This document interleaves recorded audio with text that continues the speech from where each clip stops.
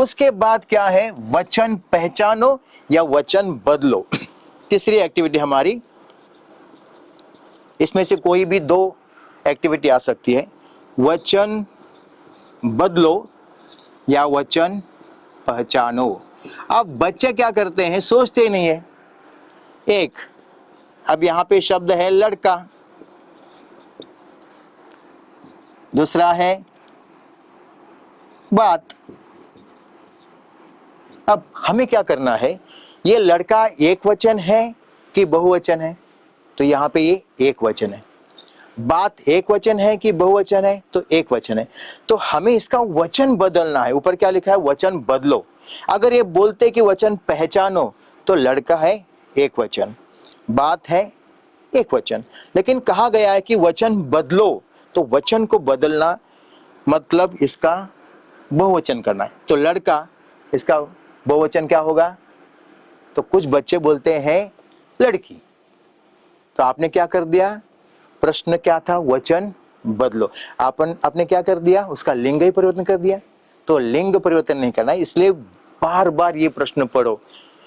लड़का बहुवचन होता है लड़के, और बात का बहुवचन होता है, बोलिए, बिल्कुल सही, बातें।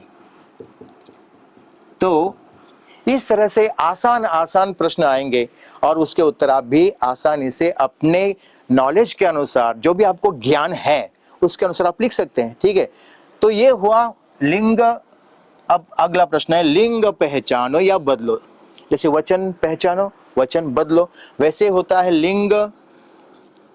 पहला होता है कि पहचानो, और इसका दूसरा रूप भी आ सकता है बदलो। पहचानो, पहचाना है लिंग, और अगर कहा जाता है कि लिंग बदलो तो भी बड़ा आसान है। तो मैं आपसे पूछना चाहता हूं कि हिंदी में लिंग कितने होते हैं। तो मराठी में होते हैं पुल्लिंग, स्त्रीलिंग, और तीसरा होता है नपुंसकलिंग। तो हिंदी में कितने लिंग होते हैं? जी बिल्कुल ठीक, हिंदी में केवल दो लिंग होते हैं। नपुंसकलिंग हिंदी में नहीं होता है, हिंदी में होता है पुल्लिंग और हिंदी में होता है स्त्रीलिंग। तो अगर आपसे कहा जाए कि आप लिंग पहचानो, शब्द है पाठशाला, ठीक है। अब पाठशाला, इस शब्द का आपको लिंग पहचानना है। आप कहेंगे सर पाठशाला तो कोई एक वास्तु है, इसका लिंग हम कैसे पहचानेंगे, तो क्या करें। दूसरा शब्द मैं देता हूं आपको, मोर। अब मोर शब्द का जो लिंग है वो क्या है, मोर। पुल्लिंग है या स्त्रीलिंग है, मोर पुल्लिंग है। तो यहां पे उत्तर क्या है आपका, पुल्लिंग। ठीक है, पुल्लिंग। लेकिन पाठशाला, इसका लिंग कैसे पहचानेंगे। तो अब क्या करो, ट्रिक ये है कि पाठशाला इस शब्द का एक सुंदर वाक्य में प्रयोग करो कि हमारी पाठशाला बहुत अच्छी है। मैंने क्या कहा, हमारी, तो पुल्लिंग है या स्त्रीलिंग, सोचिए सोचिए। जी बिल्कुल ठीक, स्त्रीलिंग। तो पाठशाला क्या हुई, स्त्रीलिंग। यदि आपको ऐसा शब्द आ जाए जिसका लिंग आपको पता नहीं है, जैसे किताब।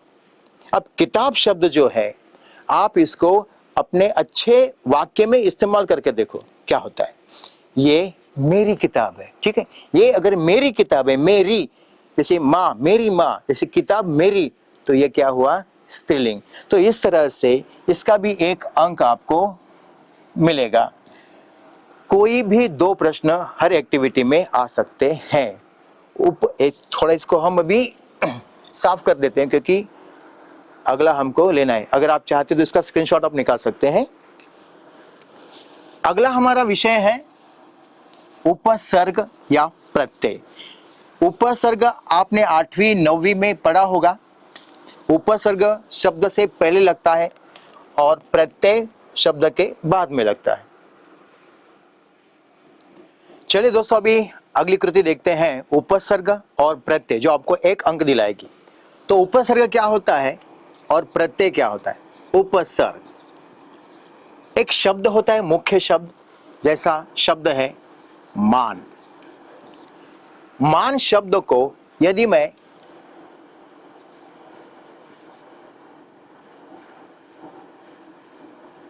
यदि मैं उसको उपसर्ग लगाता हूं, अप, तो शब्द क्या तैयार हुआ? मान, उपसर्ग लगा अप, तो शब्द तैयार हुआ अपमान। इसको बोलते हैं उपसर्ग। मान शब्द को यदि मैं प्रत्यय लगाना चाहूं तो प्रत्यय शब्द के बाद में लगता है। तो शब्द मैंने लगाया वता, तो नया शब्द बना मानवता। तो उपसर्ग शब्द के पहले लगता है और प्रत्यय शब्द के बाद लगता है। एक और उदाहरण देखते हैं। शब्द है विचार, ठीक है? तो इसके पहले ऐसा कौन सा शब्द लगेगा, ऐसा कौन सा उपसर्ग लगेगा? जरा सोचिए, आप सोच के बताइए। तो अगर मैं यहाँ पे सु, ये एक शब्द लगाता हूं उपसर्ग के रूप में, तो नया शब्द बन चुका है सुविचार। इसी शब्द को अगर मैं इसके अंत में कुछ शब्द लगाता हूं तो वो होगा प्रत्यय। तो विचारशील, शील शब्द लगा, विचारशील।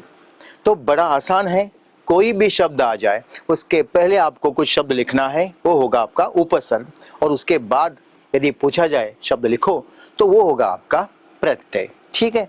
तो ये आपको दिलाएगा 1 अंक। तो आसान है ना? तो इसके बाद देखते हैं हम समुच्चारित शब्द। समुच्चार, जिसके उच्चार समान है लेकिन अर्थ अलग अलग है। हिंदी में अलग है और मराठी में अलग है। तो पहला शब्द देखते, समुच्चारित का मतलब होता है समान उच्चार वाले, समुच्चारित शब्द। तो एक शब्द हम लेते हैं, जैसे शब्द है चारा। अब इसका मराठी अर्थ और इसका हिंदी अर्थ, ठीक है? तो चारा, जानवर खाते हैं ना चारा, तो हम ये कह सकते हैं पशुओं का खाद्य, जो पशु खाते हैं, खाद्य, ठीक है? और चारा मतलब मेरे पास और कोई चारा ही नहीं है, मतलब मेरे पास और कोई रास्ता ही नहीं है, तो मेरे पास और कोई उपाय नहीं है, तो उसको कहेंगे हम उपाय। तो उच्चार समान है लेकिन उसके मायने जो है वो अलग अलग है। और दूसरा शब्द है कूल। अब स्कूल के 2 मतलब क्या है? कूल, तो हम कहते हैं कि हमारा कूल बहुत बड़ा है, बहुत संस्कारी कूल है हमारा। इसका मतलब क्या है? हमारा कूल मतलब घराना, बिल्कुल सही। तो हमारा घराना। और हम कहते हैं कि आपके पास कुल कितने बंगले हैं, आपके पास कुल कितने पैसे हैं। तो कुल मतलब क्या बोलते हैं आप उसको? टोटल। टोटल मतलब हिंदी में क्या कहेंगे आप उसको? कुल, संपूर्ण। तो इसको कहेंगे हम संपूर्ण। आपके पास कितने पैसे हैं, कुल मिलाकर कितने पैसे हैं। तो समान उच्चार लेकिन उसके मतलब अलग अलग है। एक शब्द जिसका उच्चार समान है लेकिन उसके मायने हिंदी में अलग है और मराठी में भी अलग है। जैसे खत, शब्द है खत, तो मेरे पापा का खत आया है, मतलब क्या आया है? बिल्कुल सही, चिट्ठी आई है, पत्र। तो खत मतलब पत्र। और मराठी में खत, खेत में डालते हैं ना खत, तो क्या होता है वो? खेत में डालने वाला खत, मतलब वनस्पतियों के लिए जो हम डालते हैं वो खाद, खत। तो समुच्चारित शब्द के अलग अलग मायने आपको पूछे जा सकते हैं। तो ये बड़ा आसान शब्द है, ये बड़ा आसान प्रश्न है, आपको दिलाएगा 1 अंक। उसकी तैयारी आप थोड़ी करेंगे तो भी चलेगा, ज़्यादा करेंगे तो और अच्छा है। अगली हमारी कृति है युग्म शब्द। ये बच्चे बहुत परेशान होते हैं, सर ये आता ही नहीं है, इसके बारे में कोई जानकारी है नहीं, आप बताइए। तो ये भी आपको 1 अंक दिलाएगा। ठीक है? युग्म शब्द होता क्या है? तो बड़ा आसान है। आप फलक पर देख सकते हैं कि युग्म और शब्द, तो ये खुद हमें बताने की कोशिश कर रहा है कि दोस्तों, मेरे छात्रों, मेरे जैसे सारे शब्द। अब इसके जैसे मतलब क्या है? तो एक शब्द है, दूसरा शब्द है, दो शब्दों के बीच में क्या है? एक संयोग चिन्ह है। क्या है? संयोग चिन्ह। इसको हम इंग्लिश में डैश भी कह सकते हैं। तो ऐसे शब्द, इसके जैसे जितने भी शब्द परिच्छेद में आएंगे, आपसे कहा जाएगा कि परिच्छेद से चुनकर युग्म शब्द लिखिए। तो डरने की आवश्यकता नहीं है। जिन दो शब्दों के बीच में डैश है, ऐसे शब्द आपको चुनने हैं और नीचे लिखने हैं। तो शब्द क्या होंगे? जैसे इर्द गिर्द, जैसे धीरे धीरे, तीसरा घूम फिर कर, चौथा चलते चलते। ऐसे ढेर सारे शब्द आपको मिल जाएंगे। ओके, तो बड़े आसानी से ये शब्द आपको ढूंढना है और नीचे लिखना है। आपको 1 अंक आसानी से मिलेगा। तो दोस्तों, यही व्याकरण आएगा, इसके बाहर कुछ भी नहीं आएगा। तो आप बेफिक्र होकर आसानी से इन सारे प्रश्नों के उत्तर लिख सकते हैं। पर्यायवाची शब्द, उसके बाद विलोम शब्द, उसके बाद हमने वचन देखा, बदलो और पहचानो, लिंग पहचानो, बदलो, उपसर्ग भी देखा, प्रत्यय भी देखा हमने, समुच्चारित शब्दों को देखा, उसके बाद हमने देखा युग्म शब्द।